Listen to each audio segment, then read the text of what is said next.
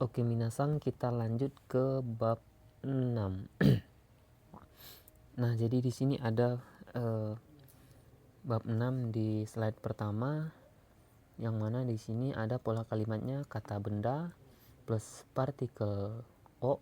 Nah, di sini emang hiragananya adalah tertulis wo, tapi kalau sebagai partikel kita bacanya o. Jadi benda o plus kata kerja bentuk mas atau bentuk biasa. Nah, partikel O ini digunakan untuk menunjukkan benda atau objek yang secara langsung terkena aksi oleh suatu kegiatan atau kata. Nah, di sini kata kerja yang digunakan di sini adalah kata kerja transitif. Oke, saya jelaskan sedikit.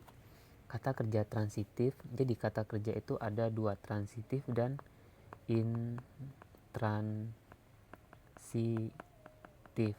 Nah, kata kerja transitif itu merupakan kata kerja yang aktif ya, ataupun kata kerja yang memerlukan objek agar kalimat tersebut bisa dibilang lengkap. Contohnya makan nasi. Nah, di sini adanya objek, yang mana objek di sini berupa nasi dan ada kata kerja atau predikatnya. Nah, jadi nasi di sini terkena aksi oleh kegiatan ataupun oleh aksi makan. Jadi ada kata benda dan ada kata kerja. Seperti itu. Kalau intransitif itu tidak ada kata bendanya, kata bendanya itu tidak dipengaruhi langsung oleh kata kerjanya, seperti itu. Nah, contohnya adalah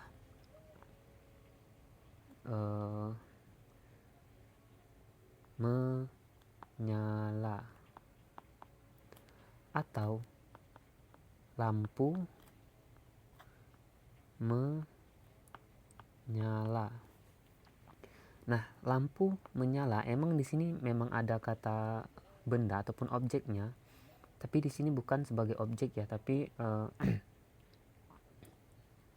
di intransitif ini menunjukkan suatu keadaan, yang mana keadaan dari benda ini adalah menyala. Nah, contoh lainnya lagi adalah jendela. Jendela terbuka. Nah, ada benda jendela dan ada kata kerja intransitif yaitu terbuka. Nah, di kalimat jendela terbuka, jendela itu tidak terkena aksi langsung oleh kata kerja terbukanya. Akan tetapi terbuka itu merupakan suatu kondisi gitu ya, suatu kondisi, bukan suatu kata kerja yang aktif. Terbuka, menyala, terus tertinggal, masih banyak lagi kata kerja yang intransitif. Jadi kalian harus bisa bedakan mana transitif dan mana intransitif. Nah, singkatnya itu, gampangnya itu, yang transitif ini dia tuh ada benda yang terkena aksi langsung oleh kata kerja. Makan nasi, minum air, memegang HP, terus menulis cerpen. Nah, menulis kan itu kata kerjanya, cerpen itu bendanya, seperti itu. Nah, di sini kita fokus ke kalimat yang ini dulu, transitif. Di sini ada contoh pang o tabemas, makan roti. Nah, di sini ada kata kerjanya tabemas, ada bendanya roti. Jadi si roti ini terkena aksi oleh kegiatan makan gitu ya. Jadi si roti ini ada perubahan kondisi yaitu makan. Terus contoh kedua, dadang sangwa kino borupen to hong o kaimasta.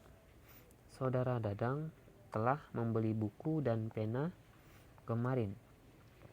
Oke, saudara Dadang telah membeli buku dan pena kemarin. Nah, jadi ngertiinnya tuh dari sini terlebih dahulu, terus kita lanjut ke belakang. Kaimasta ini bentuk lampau dari kaimas yang artinya membeli. berarti telah membeli. Terus partikel o-nya kita pakai hong.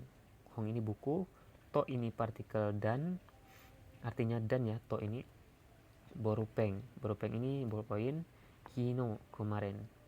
Oke, jadi ngertinya dari sini terus ke sini. Oke, seperti itu. Oke, lanjut ke slide berikutnya. Di sini ada pola tempat plus D plus kata kerja bentuk mas. Nah, partikel D di sini kita artikan sebagai di ya. Sebagai di. Nah, sebelumnya kita sudah belajar partikel D yang berarti menggunakan kendaraan, yang mana di pola tersebut cuma ada 3 kata kerja, yaitu pergi, pulang, dan datang. Misalnya basude ikimasu, pergi menggunakan bus, seperti itu. Terus kalau di sini partikel D-nya kita artikan sebagai di.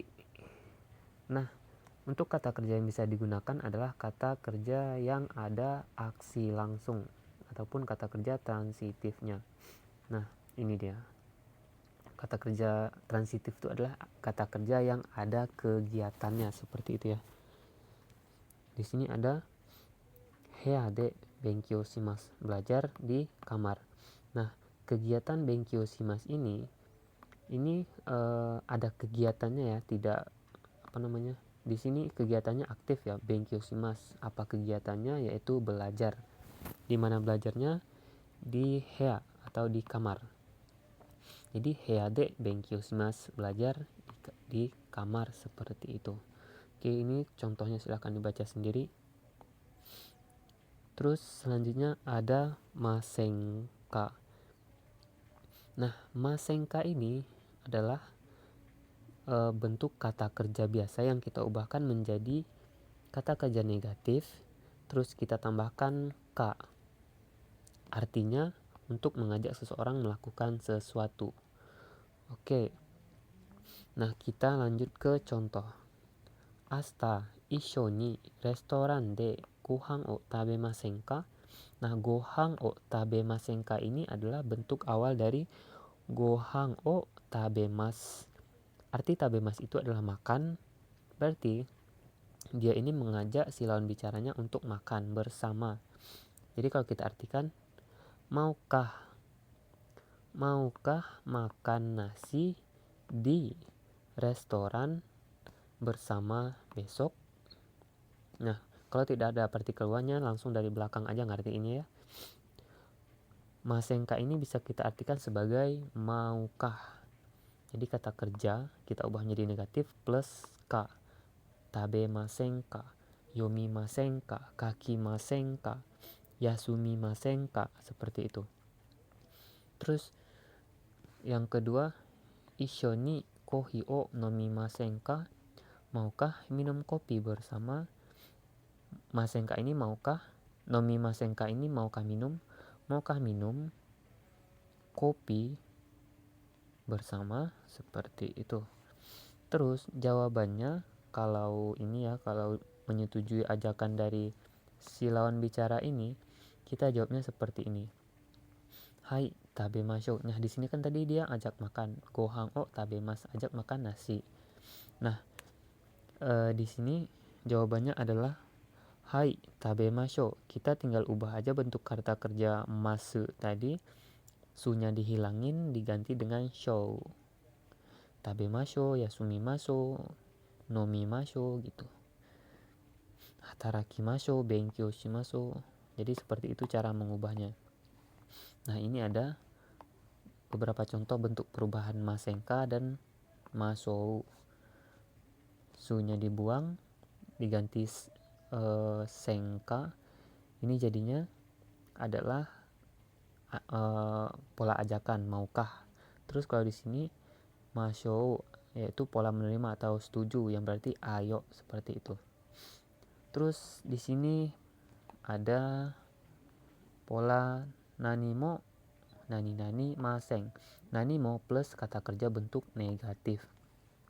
Nah, contohnya adalah nanimo shimaseng. Shimaseng ini melakukan.